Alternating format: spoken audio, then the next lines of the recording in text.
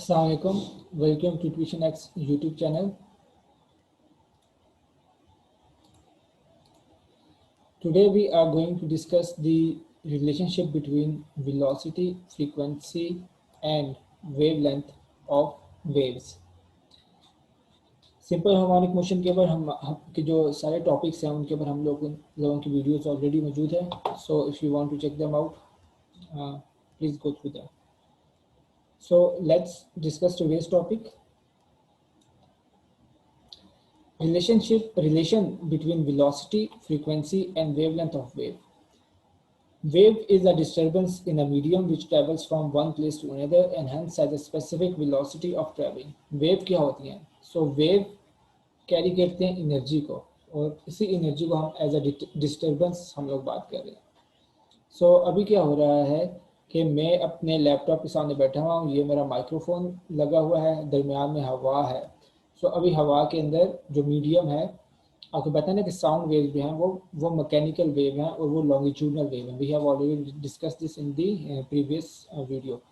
सो हो क्या रहा है कि अभी साउंड जो है जी वो बिल्कुल जो एयर है दरमियान में मीडियम है वो आराम से बैठा हुआ है. बट जब मैं बोल रहा हूँ सो एनर्जी मेरे माउथ से निकल रही है और उसमें डिस्टर्बेंस क्रिएट करे. उसी डिस्टर्बेंस को ये माइक्रोफोन पिकअप कर रहा है और वही फिर इसमें फीड हो रही है. वो चेंज हो जाती है इलेक्ट्रोमैग्नेटिक वेव्स में. वो इलेक्ट्रोमैग्नेटिक वेव्स जाके उस सर्वर में सेव होती हैं, यूट्यूब के सर्वर में.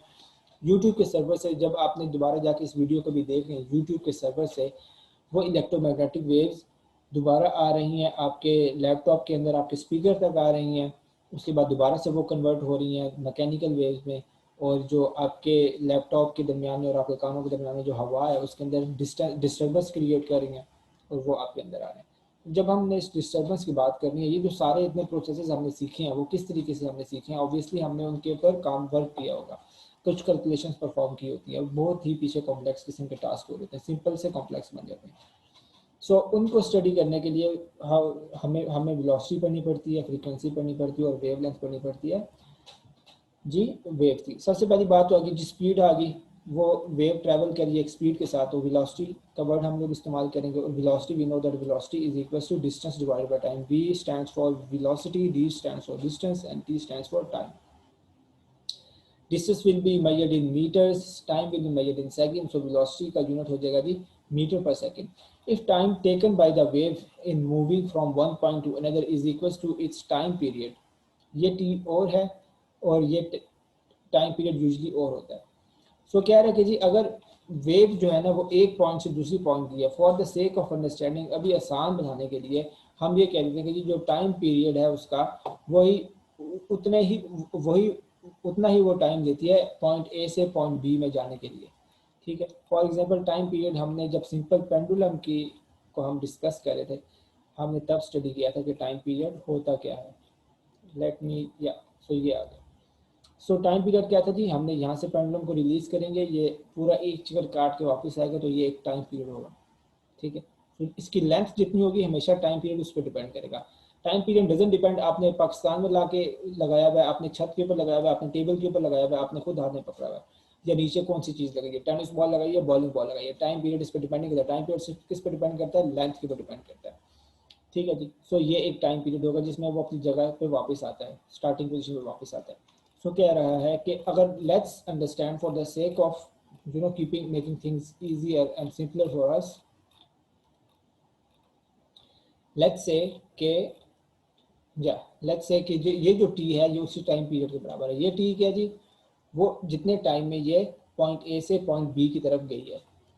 ठीक है. सो क्या हो जाएगा जी, then the distance covered by the wave will be equal to one wavelength. तो उसने जो जितना डिस्टेंस कवर किया होगा उस डिस्टेंस को वो डिस्टेंसेस के बराबर आ जाएगा, एक वेवलेंथ के बराबर आ जाएगा. वेवलेंथ क्या होती है जी कि जी एक जो टाइम पीरियड जो है जो उसमें जितना डिस्टेंस कवर करती है उसको वेवलेंथ ही कहते हैं.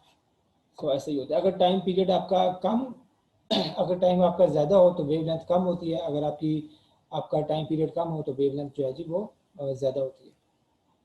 सो hence we can write v is equal to lambda divided by T. So distance को हमने रिप्लेस कर दिया लेमडा से, बिकॉज ये जो कंडीशन हमने डिफाइन की है, और टाइम को हमने रिप्लेस कर दिया कैपिटल टी से.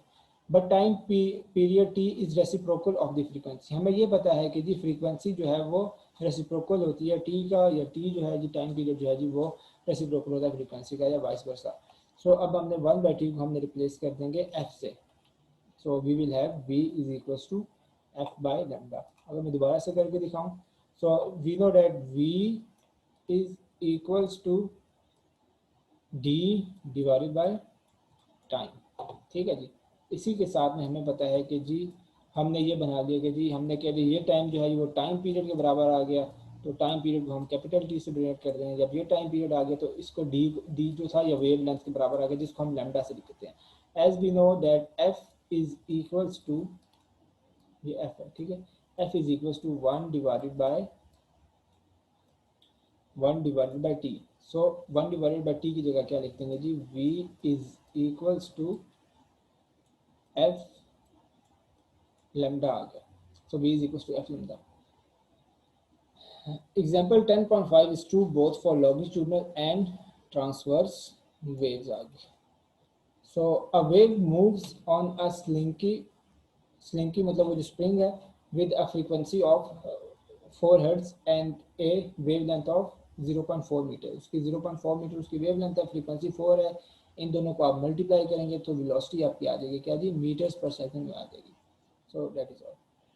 So if you have any questions, feedback or comments about today's lecture, feel free to contact us through our WhatsApp number and or our Facebook or Instagram pages inbox. Their links are given below. And if you want to attend our live lectures which are held daily, जिसमें आप dialogue and discourse के through भी आप question answers के through भी आप study कर सकते हैं, so feel free to contact us. Till next time, take care, अल्लाह हाफिज़।